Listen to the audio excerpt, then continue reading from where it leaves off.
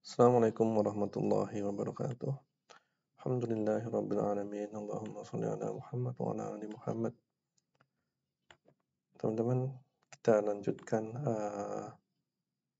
tafsir kita surat Al-Anfal ayat 67.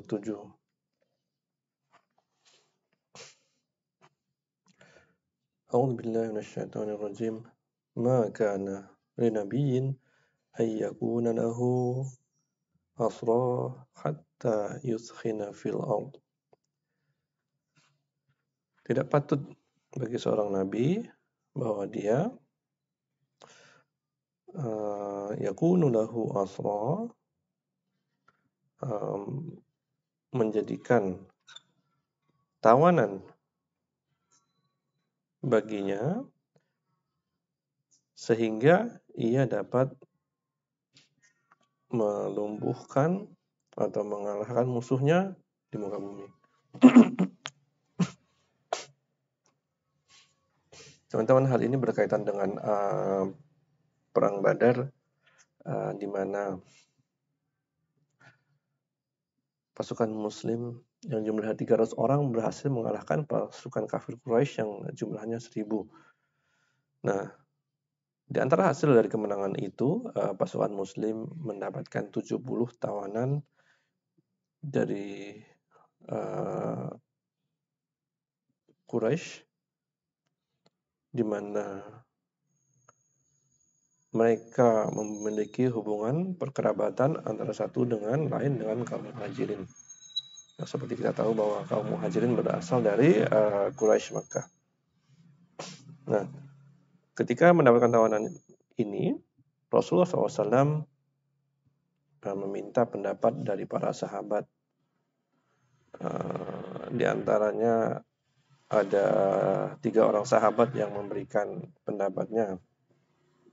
Yang pertama pendapat dari Abu Bakar, yang kita tahu memiliki kelembutan hati, di mana Abu Bakar mengatakan bahwa ya Rasulullah, di antara para tawanan ini mereka adalah saudara-saudara kita yang kita berharap mereka masuk Islam di masa mendatang. Nah, untuk itu alangkah baiknya kalau kita minta tebusan saja dari mereka yang jumlahnya besar. Ingat, ini jumlah bukan yang kecil untuk menebus nyawa seseorang ya. Agar ditebus oleh keluarganya, sehingga kita bisa mendapatkan manfaat darinya, maksudnya tebusan itu, uang tebusan itu, dan juga kita bisa menyelamatkan tawanan ini, menyelamatkan keluarga-keluarga kita ini, yang diharapkan nantinya mereka bisa melihat kebaikan Islam dan mendapatkan hidayah. Itu pendapat yang pertama. Pendapat yang kedua dari Umar bin Khattab, di mana beliau menyampaikan, ya Rasulullah, bagaimana kalau kita suruh mereka maju ke depan, kemudian kita penggal leher mereka? Itu pendapat Umar bin Khattab yang kedengarannya seperti kejam, tapi juga memiliki kebaikan. Karena memenggal leher orang kafir yang menjadi tawanan ini akan membuat orang-orang kafir lainnya menjadi gentar, menjadi takut, sehingga tidak serta semena-mena lagi terhadap orang-orang muslimin. Dan yang ketiga adalah pendapat seorang sahabat yang saya lupa. Beliau menyampaikan, ya Rasulullah SAW, di tempat ini kita punya banyak kayu, banyak pohon yang kita bisa jadikan kayu bakar, kita bakar dan kita masukkan mereka ke dalamnya. Nah,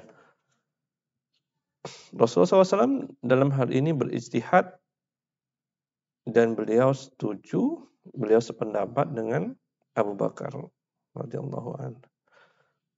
Jadi apa yang terjadi? Terus kaum muslimin menjadikan tawanan itu bisa dilepaskan dengan cara meminta tebusan yang harganya bervariasi. Yang kaya tentu tebusannya lebih mahal daripada yang lainnya, seperti paman Nabi Ibnu Abbas yang dalam hatinya ada keislaman, tetapi karena beliau masih ada di Mekah, mau nggak mau beli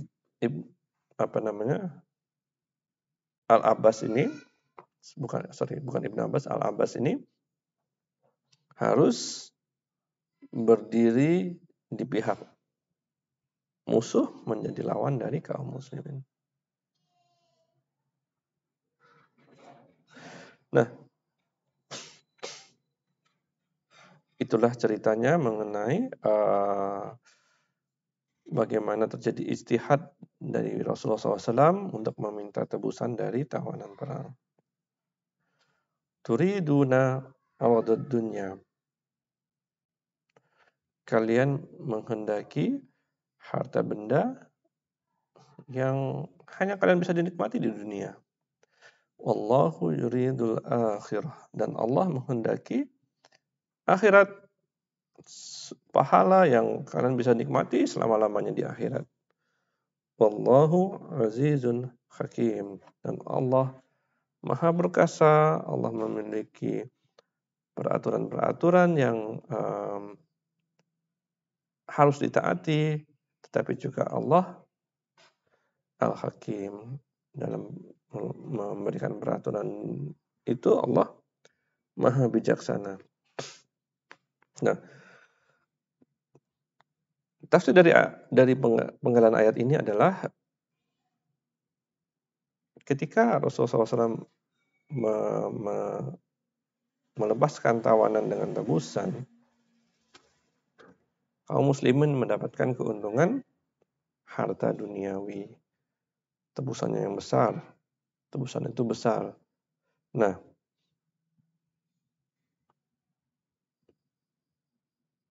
dari ijtihad itu, dua-duanya benar, tapi ada yang lebih tepat.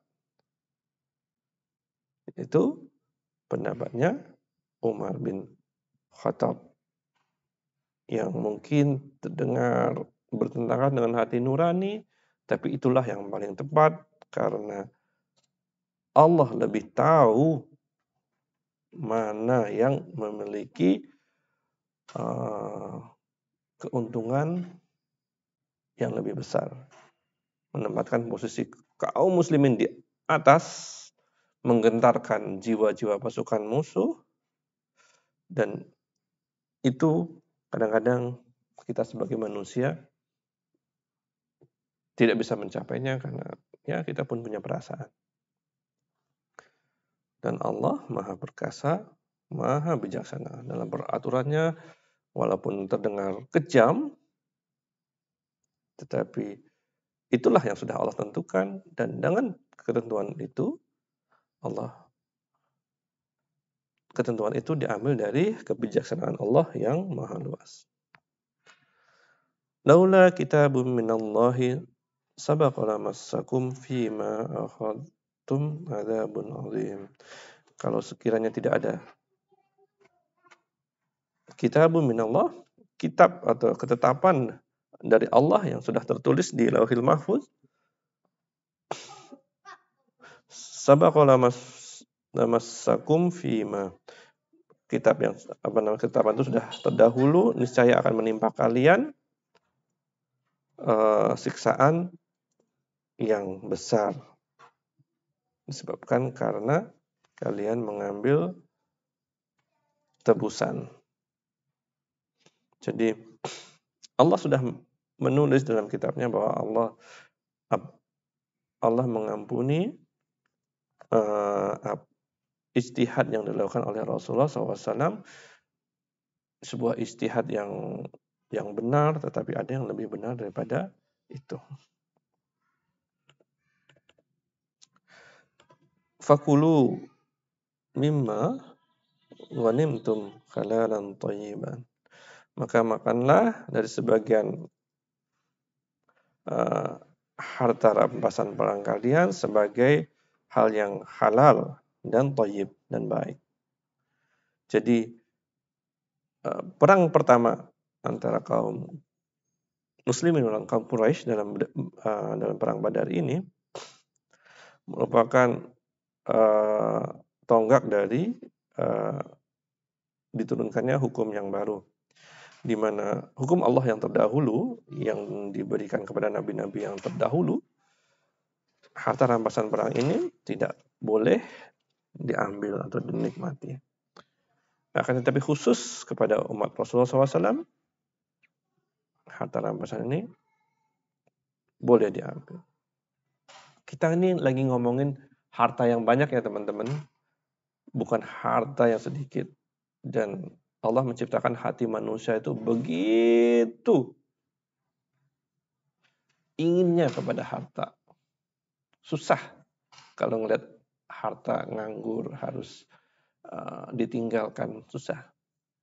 Makanya Allah merubah ketentuannya. Wattaqullah, dan bertakwalah kepada Allah. Lakukan apa yang sudah Allah perintahkan. Takutlah kepada Allah untuk tidak melanggar apa yang sudah Allah perintahkan.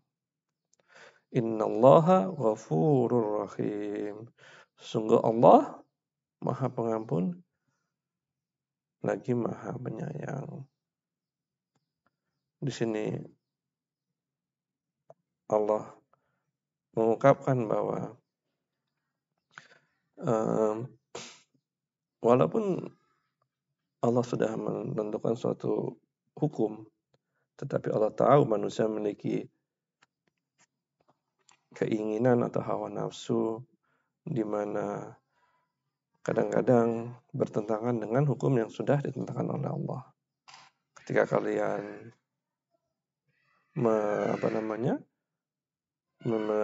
melanggarnya, karena kalian harus tahu bahwa Allah itu Maha Pengampun. Allah tahu kalian akan berbuat salah dan Allah mengampuni. Dan Allah mengampuni adalah karena Allah Ar-Rahim, Allah sayang kepada hambanya.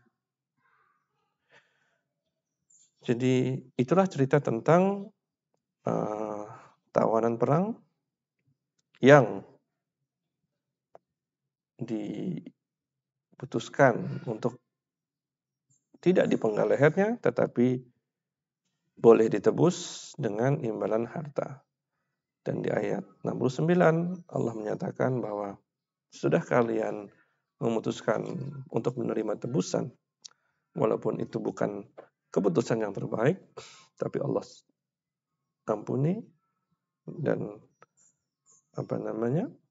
dan ambillah ghanimah dari tebusan itu untuk kalian nikmati sebagai harta yang halal dan thayyib. Itu dulu teman-teman. Assalamualaikum warahmatullahi wabarakatuh.